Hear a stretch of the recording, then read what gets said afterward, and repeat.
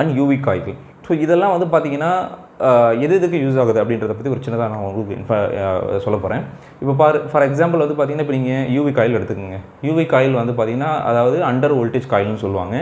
இப்போ இந்த காயில் வந்து பார்த்திங்கன்னா உங்களுக்கு சிங்கிள் ஃபேஸ்லேயும் இந்த காயில் வந்து ஒர்க் ஆகும், 3 ஃபேஸ்லேயுமே ஒர்க் ஆகும். அந்த காயில் சொல்கிறேன். காயில் வந்து பார்த்திங்கன்னா 230 வோல்ட் காயிலும் இருக்குது, 440 வோல்ட் காயிலும் இருக்குது.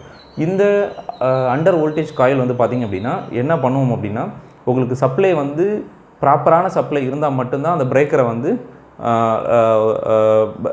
பிரேக்கர் வந்து எப்பயுமே பிரேக்கர் வந்து இப்போ பிரேக்கர் வந்து க்ளோஸில் இருக்குது, ப்ராப்பரான வோல்டேஜ் இருக்குது அப்படின்னா அதை அலோவ் பண்ணிகிட்டே இருக்கும். இன்கேஸ் ஓவரால் வோல்டேஜ்லேருந்து ஒரு 80% 85%க்கு கீழே போகுது, 230க்கு 80% போடுங்க, அதுக்கு கீழே போகுது, 440க்கு 85%க்கு கீழே போகுது.